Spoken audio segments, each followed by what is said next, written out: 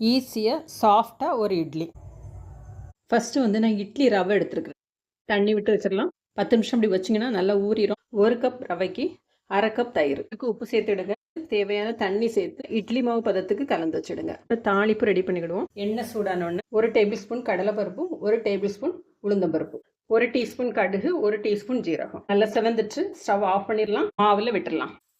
1/2 teaspoon பெருங்காய பொடி, இஞ்சி, பச்சை மிளகாய், கருவேப்பிலை, துருவின ஒரு கேரட்டு.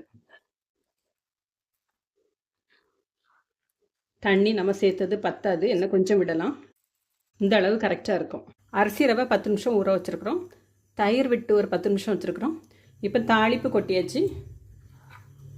கடைசியாக ஒரு பேக்கெட் ஈனோ மிக்ஸ் பண்ணிவிடுங்க. ரொம்ப சாஃப்டான ஒரு இட்லி. ஆயில் தடவின 10 நிமிஷம் ஆவியில் வேக வச்சு எடுத்துடலாம். இன்ஸ்டன்ட் இட்லி ரெடி ஆயிடுச்சு. இதே போல் நீங்களும் செஞ்சு பாருங்கள். செஞ்சு பார்த்துட்டு எப்படி இருக்குன்னு சொல்லிட்டு ஃபீட்பேக் கொடுங்க. தேங்க்யூ.